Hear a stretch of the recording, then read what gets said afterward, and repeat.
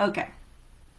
I've got 9 o'clock on the nose, and being on time is super important to me. And I respect your time too. So, let's get started. Sip of coffee.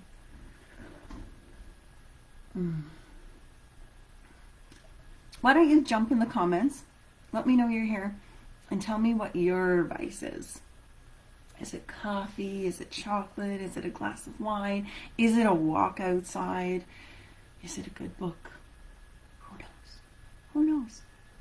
Okay. Share that with me. I'd like to know. Then I'm not going to feel so alone over here in like addicted to coffee land. All right. So first of all, I want to say thank you so much for tuning in today. If you hadn't had a chance to read the email that I sent out earlier, we're going to be talking about the language of love and all that jazz. Oh, I thought I was going to put some jazz music on. Anyway, that's beside the point. If you're not signed up to get my emails yet, you can do that on my website at www.oneselfcoaching.com. You can click on the community button, and that will get you to the place where you just put in your email address and name and sign up. Okay, so let's get back to the language of love and all that jazz. So last week I mentioned to you that I was a total word nerd, and that goes hand in hand with loving languages. So you can probably imagine how excited I was to learn that love has languages. Am I right? It was like getting hit by lightning or suddenly being able to talk to your dog and have them respond to you in English. Well, you know what I mean. It was super exciting to think, okay, well, I can communicate better, more clearly with my loved ones if I could just figure out what they were saying and I could tell them what I was saying. And that's what we're going to talk about today. So let me tell you about the love languages, just in case you didn't have a chance to do the little quiz dealy thing that I had a link for in my email on Monday. You can always go back later and do it too. So the 5 love languages are the mind baby of one Dr. Gary Chapman. He's a PhD. He's also the author of a bunch of books about communication in intimate relationships, including the 5 love languages. I do believe that was the first book that he ever wrote, and it was just like bestseller after bestseller after bestseller. It's been translated into a bunch of different languages because it tends to hit home with a lot of people. So the 5 love languages. Number 1, words of affirmation. Some of you might be like, you mean I just gotta like say something nice to the person that I love?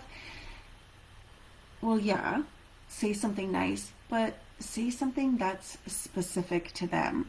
Something that acknowledges who they are as a person. Like, how about, hey babe, that was really funny, insightful, thoughtful. Hey babe, I love when you tell that story. You tell the story about whatever, right? Or, you look great in that color. I love that item of clothing on you. Something that says, I noticed you for who you are, and I'm able to verbalize that towards you. Something as simple as, I really like you. We talk about love a lot, and we know that we love people, and we know that love is hard, and that love isn't always sweet and kind and funny, and that we don't always like the person. So if you can find yourself enjoying time with the person that you love and then let them know that you like them too. You could say something like, you're special or important to me because insert an item of truth here, right? Sometimes if you write down your words of affirmation, it exponentially increases their value. Well, it does for me, right? Because then I've got your words, something I can hold on to, right? Number 2, quality time. So this means all of you for all of me. No sharing, no interruptions, can be planned or spontaneous, but no matter what, it's just us, right? And it can be as complicated or as simple as going for a walk, for a cup of coffee, going for a drive, go somewhere and just enjoy the view. Maybe have some conversation or don't. I'm going to guess that for most people, quality time probably doesn't include the kids. But I mean, that totally depends on you. There's no rules to what love language or what quality time looks for you. Keep in mind that you don't even have to be doing the same thing when you're spending the time together. You could just be reading in the same room. You could be working on your hobby while they're working on their hobby. Just being in that shared space. I find it easier to do chores when the people that I love are around me. I don't know why, but I guess it's quality time. You have them there to say something to if you want to, and you're there for them to say something to. Speaking of chores, the third love language is called acts of service. And this is like, hey babe, I have some extra time or energy or inclination. Maybe I don't. But either way, I'm going to take something off of your to-do list. So think about that for a second. Just close your eyes. Think about your to-do list. And now someone is going to come and they're going to take something off of that list. Right? Your day just got so much better. And if this is your love language, oh my goodness, you're on top of the world. Like a freshly cut lawn is such a beautiful thing to someone who's just arriving home and has been dreading mowing the grass for the last 9 hours. Wanting to give someone that kind of feeling at your own expense, that's called love. All right, number 4, physical touch.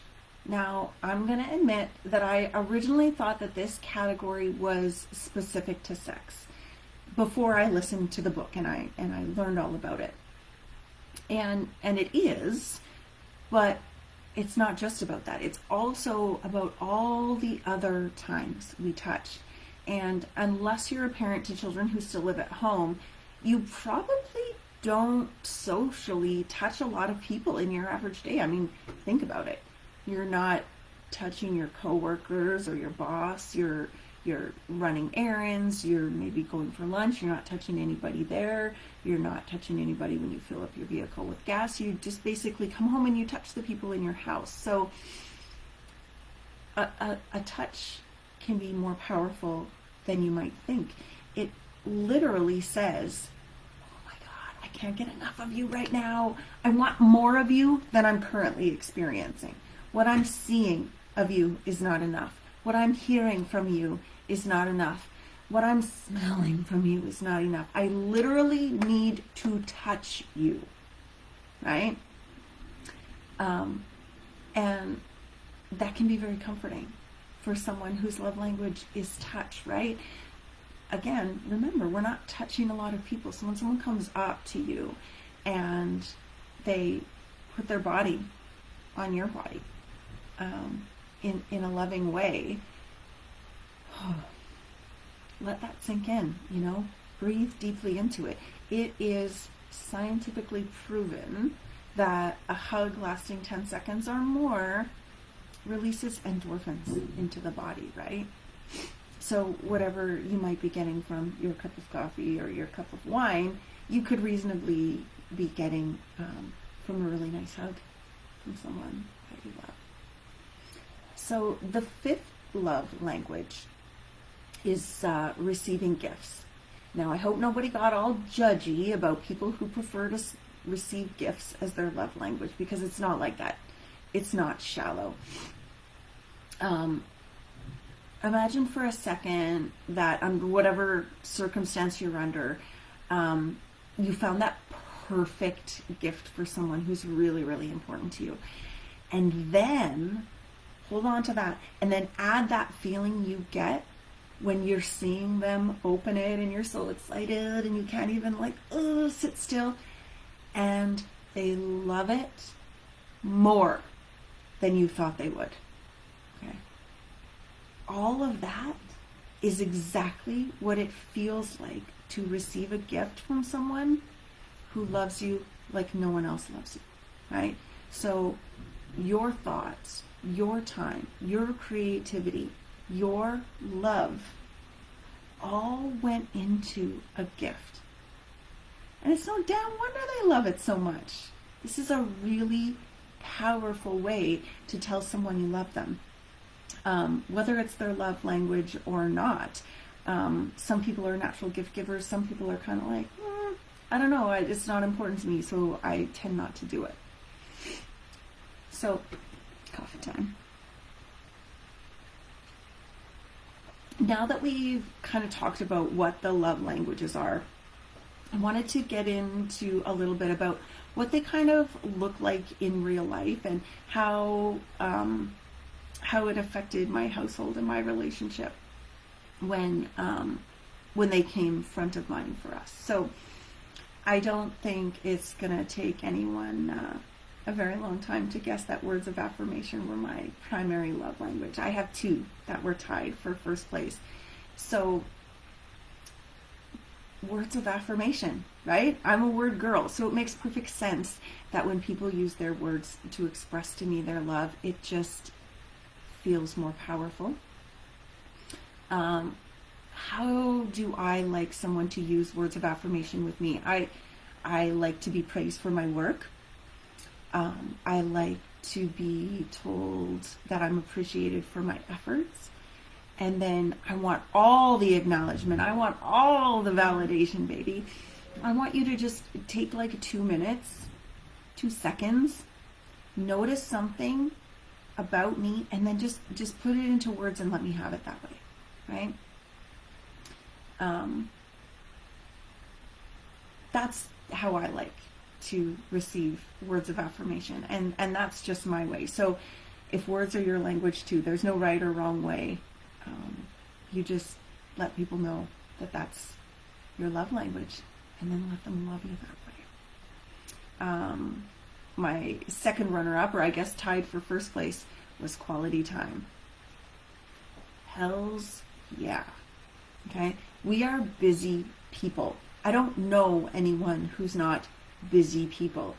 And if I can get any amount of time with you where we're not being interrupted or in the middle of something else or dead tired, I am in. I'm so in. Start the car. So how to use quality time to show me love is an impromptu lunch date. I'm a big fan of the long drive. I like listening to music because I like the lyrics. And just sharing that kind of experience with someone that I love. I love reading in the same room. Like, I'm going to read my thing and you're going to read your thing. And there's a fire in the fireplace, and we're sitting on opposite ends of the couch, and then like my feet are like kind of by your bum and your feet are kind of by my bum, and then maybe you have your hand on my leg or something, right? This is quality time. This says, I don't want to be anywhere else. Nothing else is more important than being here with you. Now, my hubby's love language isn't either of those. So you can imagine that there might be times where there's friction. I'm not offering the love language that works best for him, and he's maybe not offering the love language that works best for me. His love language, is acts of service. Okay, so he's a really busy guy. He's busy at work. He's busy personally, and he's like a super participant in what goes on in our household, right? So if I can do like that one thing on his list that drives him crazy but is not important enough to move up the priority list, putty in my hands, baby. Just kidding. Seriously though, my guy wants nothing more than to be with the people he loves, doing the things that we love. So the faster that his to-do list is finished, the faster he gets to do what he loves most. Quality time is also his second love language. So you can see that some overlap might make it easier. So what might that look like when it works? When you're in tune with each other's love languages, it's going to work and run like a finely tuned machine. And the coolest part of that is it kind of feeds itself, because you can make a habit out of using your partner's love language. And when you do, they're going to feel loved, and then they're going to offer love, and then you're going to feel love, so then you're going to offer love, and it kind of does this beautiful cyclic thing.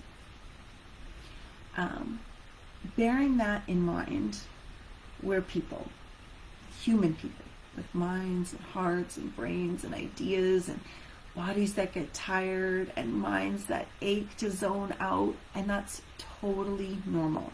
So try and carry a little awareness with you.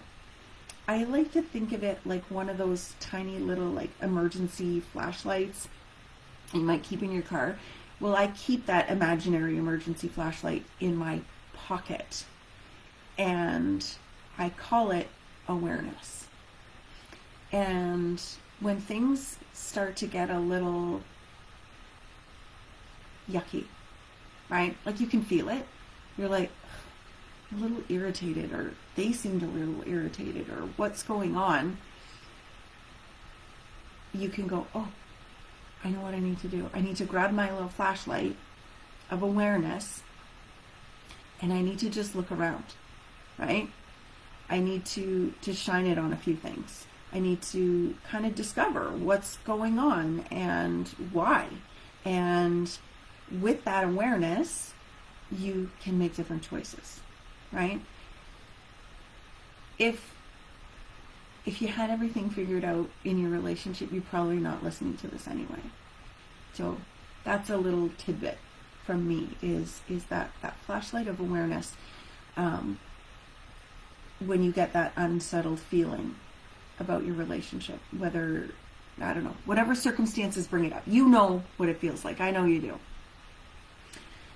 Oh, I almost forgot. There's a super spy trick to figuring out your partner's love language. If they don't want to tell you, or they want to take the little quiz dealy thing, because not everybody does, if you pay really close attention, they're showing you their love language already. Most people will love you the way that they want to be loved. You've given somebody a back rub, right? And then they've given you a back rub, and you're thinking, stop, excuse me, that's fine, but can you do it the way I did it? Because we give people a back rub the way we want our back rubbed, right? We're like, oh, it's really sore right there, a little bit of that, or what about this, or under here, or over there, right? A little scratchy sometimes. Because I think maybe as humans, we think we're sort of like teaching them in some way. And because we love them, we think, okay, well, I'm going to do it the way I love it, and then they'll love it that same amount. That might not be true for love languages or for back rubs. So take a little step back and pay attention, right? Maybe pull that flashlight of awareness out and go, okay, well, how is this person showing me love? Okay, well, they tell me they love me all the time, but Jesus, why don't you show me by taking out the trash, or vacuuming the floor, or washing my vehicle? Oh, maybe acts of service is my love language, and words is theirs. Okay, I'm going to pay attention to this a little bit more. Or how about, oh my God, like, can you just not touch me, babe? Like, I had a day, and then the first thing you do, you walk in, you come home, and you're on me. Not right now. right? Not right now. Can you please just, I don't know, we'll spend time doing this later. That might be, hey, I want quality time with you, but don't touch me. Maybe touching is not your love language, but touching is theirs. And so they've had a hard day, like you've had a hard day. And physical contact with you makes it better, right? We have to remember that our love is really powerful and really impactful. And if we can even just drip a little bit of our mate's love language into our daily interactions with them, it can feel really good. Not just for them, it can feel really good for you, because people light up when they're loved the way they want to be loved, in a way that's really meaningful and powerful for them. So that's my secret ninja spy tip. So, as always, it's been a pleasure to be here with you and just to be able to show up and just be myself and tell you what's on my mind. So I appreciate you taking the time to watch this. And until next time, let's be honest and kind.